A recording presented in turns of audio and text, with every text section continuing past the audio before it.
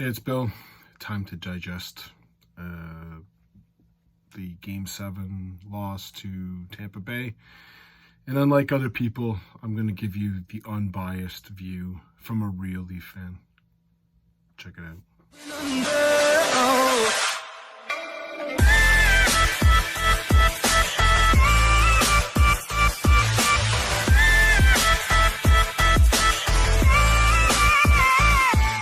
All right, as many of you would have seen after Game 1, 5-0, them winning, you would have hopefully listened to my video and understood as a Leaf fan who watches the Leafs play, not just jumps on the score sheet and says, hey, let me see how they did. Oh, wow, Tavares has 60 points in 80 games. Ooh, he must be doing good. If you would have actually watched the goddamn games like I did, you would have had the same view that I had after Game 1. Now I hear this, oh, Bill, you're just so negative. Yeah, I'm negative because I watch this team. That's why I'm negative. Oh, but 115 points. Yeah, good. I'm so happy they got 115 points. I am so happy that Austin Matthews got 60 goals. Marner nearly got to 100. Oh, what a great... Campbell, all-star. Who gives a flying crap? Because guess what? Gone in the first round again. Gone in the deciding game of the series for 5 straight years. They're the first professional sports team to have lost the deciding game in 5 straight years. Those are facts. They're not I feel good, they're facts. So have the best goddamn regular season ever, and then you show up. I will say this. You're going to hear it. I'm going to give you the truth as I see it. They did play better in this series than they did against Montreal. I don't know how you can get any worse than what they did against Montreal and Columbus and the Boston series. They played all right. They played better. But this team finds a way to lose. They find the way to lose. I will also state in facts that the Leafs never get a call from the refs. Never. I'm going to take you back to the Ryan McDonagh goal in Game 5, where a pick was put on, I believe it was Riley. It was a body check was what it was that prevented him from getting to the puck. The same thing gets applied in Game 7, and there's a penalty. Game 6, the high sticks, the first one, I'm still waiting for it to hit Foot's face. Obviously, Cal got a lot of his DNA from his friggin' mother with the These are facts. The Leafs never get a call. Ever. If you don't believe me, go back and watch the playoff games and give me the example where the Leafs got a call that changed the game. Go back. I've been watching since 83 that I can remember. Can't remember one. I can tell you the ones that changed the games for the bad part of the Leafs. But maybe I'm jaded. Tell me one time where the Leafs get a call. Once. I can tell you the Boston Bruins get every call. Just give me one where the Leafs got a questionable call ruled in their favor. Just one. That's all I'm asking for. In this series, there were 2 that cost the Leafs. There was the high stick on Kempf. The high stick on Kerfoot was a high stick. I'm not even going to get into that one. That's a high stick. I don't care if Hedman, be a little bit stronger on, I know it's Hedman, but be a little bit stronger on your stick, Kerfoot. You don't have to worry about it. But Kempf never made contact with Cal Foot's face. Never. Never happened. So I think a ref is supposed to see it. That's what I heard when Doug Gilmour got high sticked in the face. He had blood on the ice, so there was actually evidence that a high stick had occurred. And Kerry Fraser said he didn't see it. I'll accept that. But what I can't accept is a high stick when it didn't happen, because how the hell did the ref see it? But this is what it's like to be a Leaf fan. And you want to know why the Leafs don't get the benefit of the call? Because they play soft. They do. That's what they do. They don't earn these penalties. They don't earn the right to get these penalties. Stamkos made the call. I love one of those guys so screams and yells and says, yeah, Stamkos got picked. It wasn't Stamkos who got picked. It was Cirelli. But maybe if you watched the goddamn game, you would see what player it was. It was Cirelli, not Stamkos. Watch the game, bud. I know you get paid a lot of money to scream and yell, but maybe watch the game. It was Cirelli who got picked. Stamkos was the ref and put his hand up in the air. That, to me, is not a call. However, the Leafs haven't earned the right, apparently. Champs get calls. Winners get calls. The Leafs aren't winners. They don't get calls. It is what it is. Did Marner play better? Here's the thing. Marner played better in this series. Does it matter? Matthews played better in this series. Does it matter?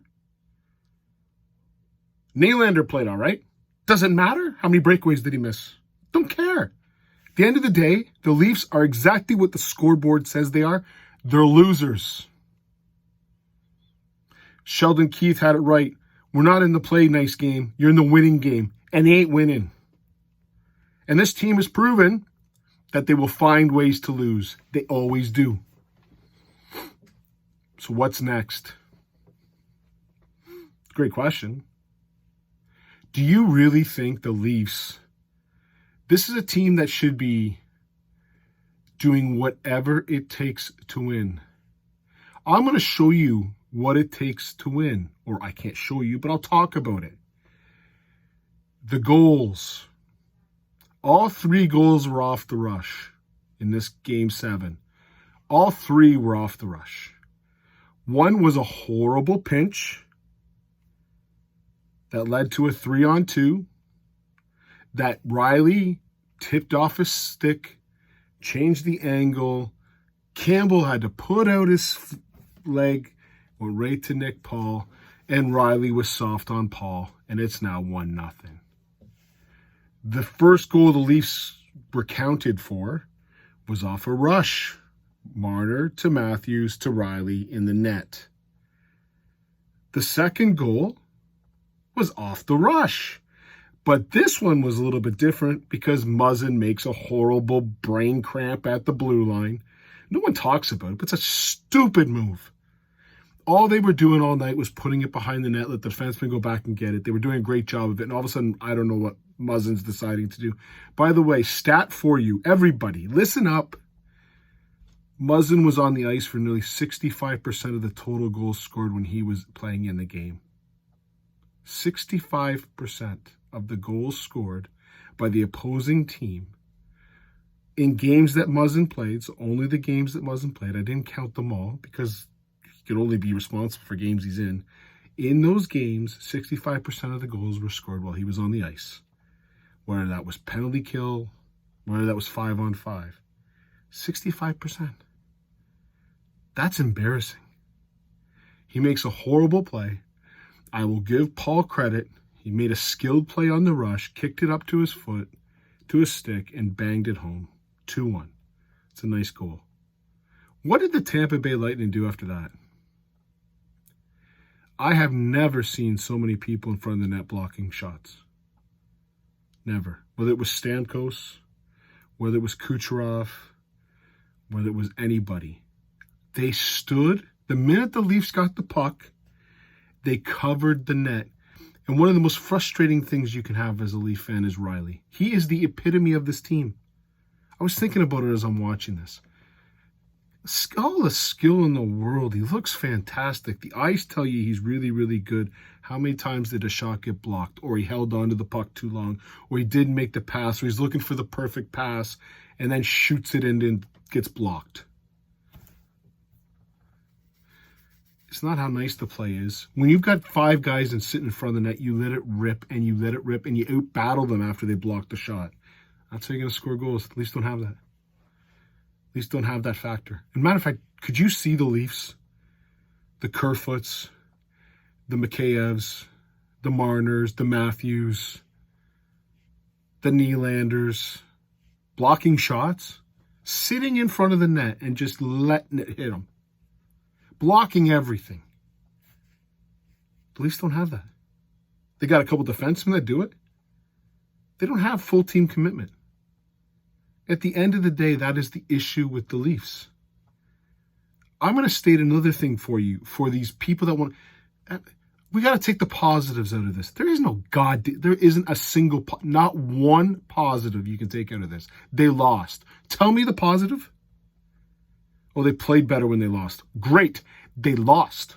But they're playing the 2-time defending champions. Let's talk about that. No, they didn't. This is a different team. Braden Point was playing hurt all season. I was wondering why Braden Hurt was playing so bad. Now you can see he's playing obviously hurt. In this series, did Stamkos have a good series? Did Kucherov have a good series for the Tampa Bay Lightning? I will argue the best players on the Tampa Bay Lightning, the first best player, and he was great, was Hedman. Hedman was outstanding. But every other Tampa Bay Lightning player, including the goalie, didn't have a great series. These are just facts. Yes, Vasilevsky had a good Game 7. He did not have a very good 1 through 6. So the Tampa Bay Lightning's best players didn't play well, and the Leafs still couldn't get it done. Couldn't get it done. Whether it was last year, Dandino, whether it was this year, Cirelli, it doesn't matter. The Leafs just can't get it done with the team constituted as it is. So what next? Here's the problem with what next and why I'm still in a horrible mood, and I know what's going to happen next year. I'll write the book for you if you'd like. The Leafs will have over 100 points in the regular season. They will make the playoffs, and they're going to play one of the following 4 teams. Florida, Tampa Bay, Boston, or Carolina. What's going to change? Do you think Tampa Bay is going to get worse? Do you think Boston's going to get worse? Do you think Florida's going to get worse? Matter of fact, Buffalo's going to get better. Detroit's going to be better. Ottawa and Montreal will still be terrible. So what's changing?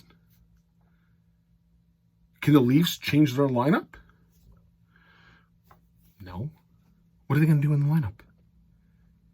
They play $11 million for a guy with cement. That's another thing. John Tavares had a good series.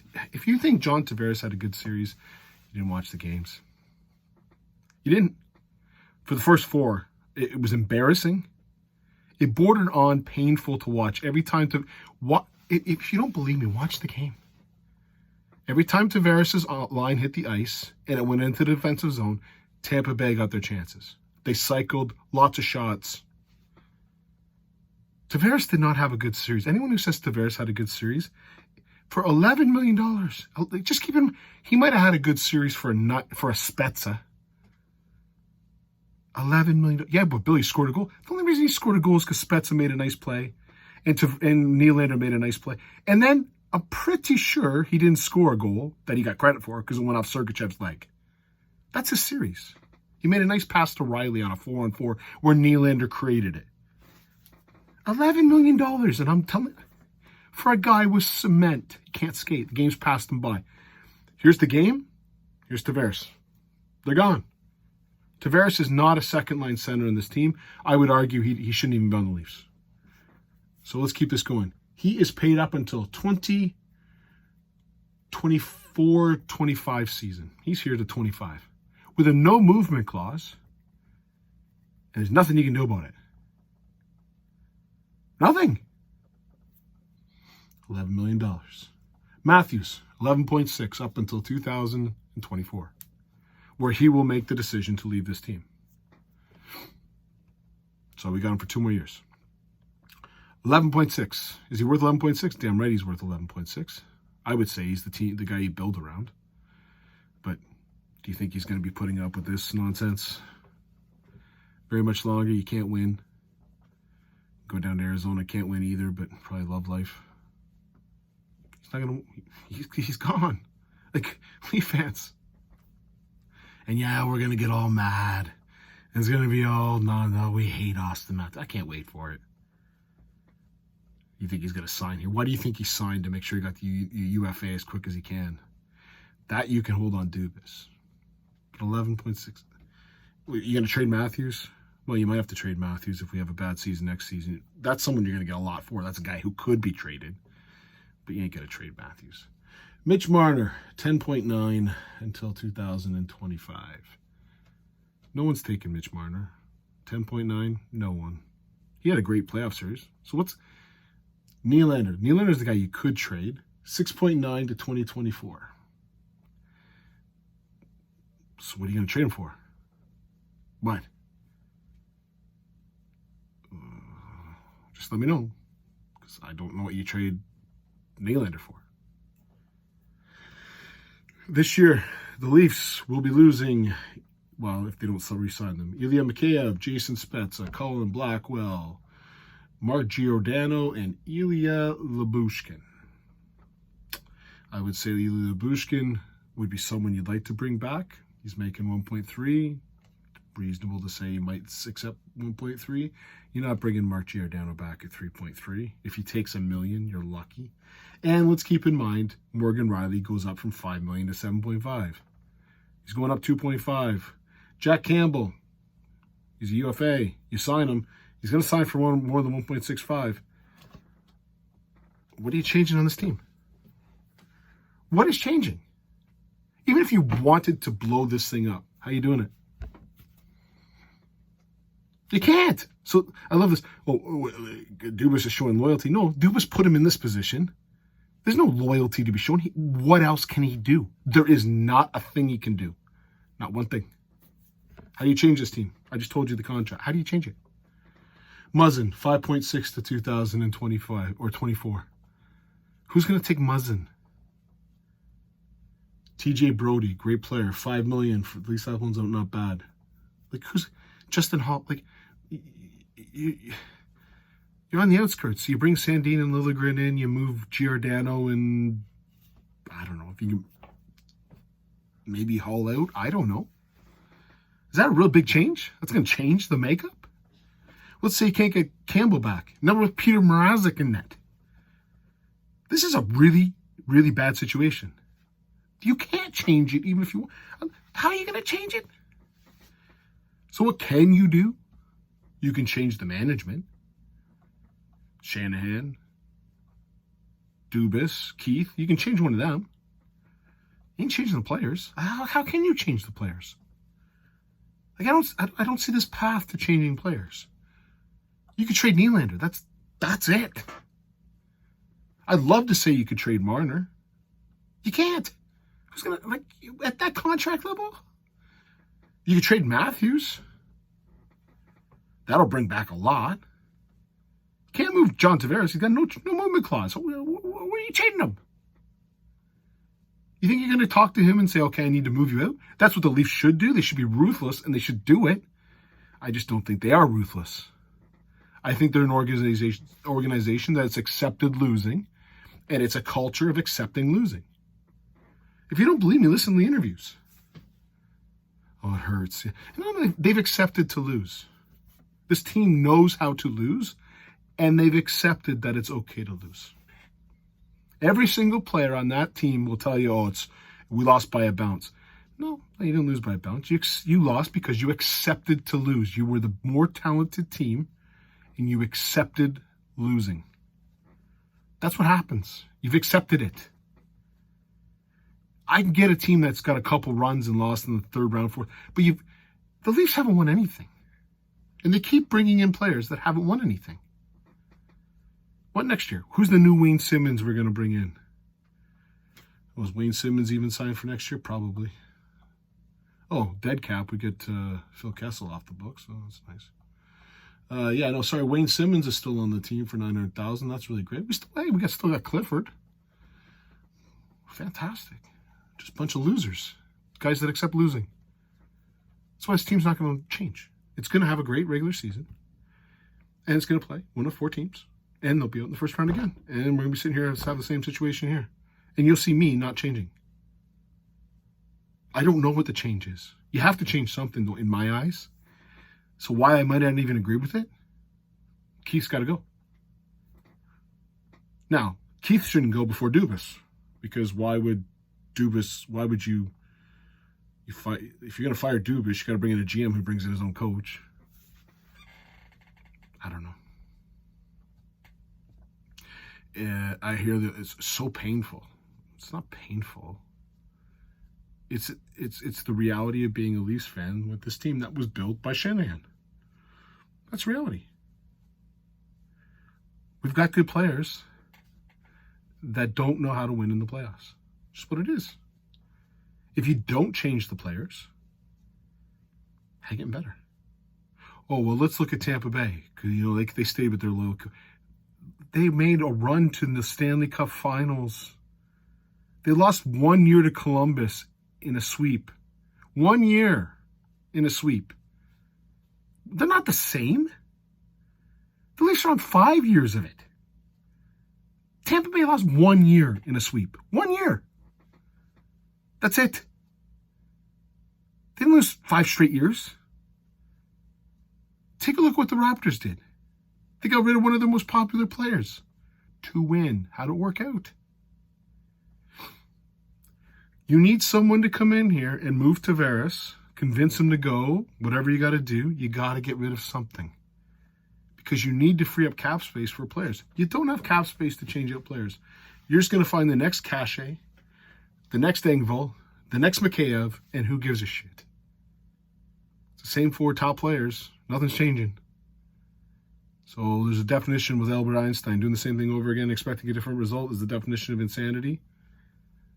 Welcome to being a Leaf fan. Now, for anyone that cares, I am going to be doing a darts video, which is, I've got all the stats compiled. I'm doing my top 16 or players that I think are going to be missing their card, players that are, performing well. It's a really cool the way the stats are working out. So I'll be doing a video later that week on that. As for you Leaf fans, I know some of you are like me as a Leaf fan. You actually watch games. So see you back in October. And hopefully I have a much different, one of the things is I know I'm a negative person. And I'm a negative person because I watched the Leafs play all year and I watched them not block shots and I watched them not sacrifice. I knew it was going to happen. If you ask my wife, I actually called the goals about 5 seconds before they went in because I saw the play and I knew right away. That's a blunder. You're done. It's one of the gifts I have when it comes to a Leaf fan is I can see it coming before it happens. So I just see the blunder and I'm done. I hope. See, as Leaf fans, I got this thing, you want to buy in and you want to believe. And hey, give her, hey, I got no problem with you wanting to believe. I'm just on the other side. I'll believe when they get to win game 4 of or get the 4th win of a series. Until then, prove me wrong.